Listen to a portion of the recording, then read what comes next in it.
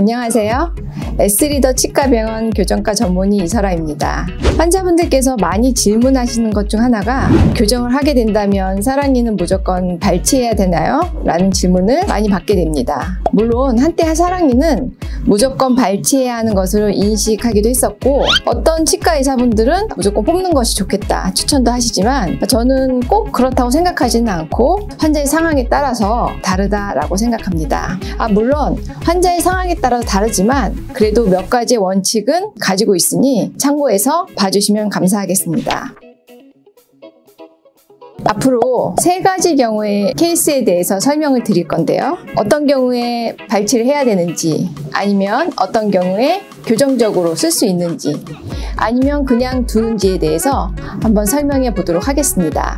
첫 번째 경우 같은 경우는 사랑니가 어느 정도 이상의 각도로 누워 있거나 절반 정도만 맹출되어 있는 경우입니다. 사랑니가 일정 이상 각도로 쓰러져 있는 매복치이거나 절반 정도 맹출된 매복치의 경우는 웬만하면 발치를 권유하는 편입니다. 제 경험상으로는 이거를 방치하게 될 경우 대부분의 경우에는 관리가 힘들기 때문에 사랑니도 물론 썩을 뿐더러 앞에 있는 제2대구치 7번째 어금니에 충치가 생길 수 있기 때문입니다. 특히 뿌리 쪽에 충치가 생기게 되면 심한 경우에는 발치를 하고 임플란트를 해야 되기 때문에 이런 경우에는 웬만하면 발치를 권유해 드립니다. 이렇게 누워있는 사랑니를 가진 환자의 경우 위아래 사랑니 4개를 모두 발치하고 교정을 진행했습니다. 이런 경우 사랑니를 살리기는 힘들기 때문에 추후 문제를 예방하기 위해서 발치를 하는 것이 필요하다고 생각합니다. 어쨌든 관리가 잘 된다면 안 뽑으시는 것도 좋지만 대부분 이렇게 절반 정도 맹출되어 있거나 쓰러져 있는 경우에는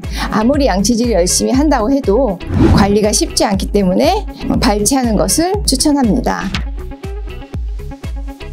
두 번째 케이스는 사랑니가 똑바로 맹출 경로를 가진 경우입니다.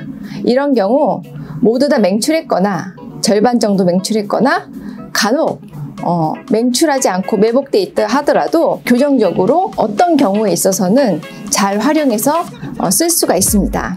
대부분 제대로 잘 맹출한 경우 사랑니는 관리가 가능하다면은 웬만하면은 관리를 잘 하면서 환자분들에게 잘 쓰시라고 권유드리는 편입니다. 작은 충치가 있는 경우에는 그냥 충치 치료를 해서 쓰시라고 권유해드리고 있는데요. 바로 이런 경우 때문이기도 합니다. 이 환자의 경우는 위에, 아래 치아들이 모두 여러 개 상실되어서 병원에 내원했습니다. 윗니 같은 경우에도 어금니, 작은 어금니가 없었고요. 아랫니도 다수의 치아가 상실했습니다. 이런 경우 사랑니가 제대로 올바르게 맹출되어 있다면 많은 도움을 받을 수 있는데요. 이 환자를 자세히 살펴보면 제일 처음 맹출하는 6번째 어금니 제1대구치가 없으셔서 임플란트를 하러 오신 환자분이었습니다. 그런데 바로 임플란트를 하지 않고 교정적으로 상담받은 후 사랑니 모양이나 맹출 경로, 위치가 좋았기 때문에 이것을 대구치로 쓰기로 결정하였습니다. 이런 경우 모든 케이스에서 가능한 건 아니지만 뒤에 있는 제2대구치와 사랑니, 즉 제3대구치를 끌어서 공간을 닫게 되면 임플란트를 하지 않고 온전히 자기 치아로 쓸 수 있는 장점이 있겠지요. 그리고 제 경험상에는 상악보다는 하악이 좀 더 교정적으로 이동이 수월하고 예후도 좋다고 생각합니다. 어쨌든 두 번째 어금니가 없는 경우 사랑니를 끌어다 쓰거나 임플란트를 하더라도 임플란트 뒤에 치아가 있는 것이 여러모로 안정적이고 유리하다고 생각하기 때문에 이런 경우는 사랑니를 충분히 교정적으로 활용해서 쓸 수 있게 됩니다. 좀 더 케이스를 자세히 살펴보면요. 이 환자는 다수의 치아가 상실되었죠. 상악에서는 두 번째 앞니와 우측 제1대구치가 상실되었고 제1 작은 어금니도 상태가 안 좋아 보여서 발치할 예정이었습니다. 하악 같은 경우는 더 심각한데요.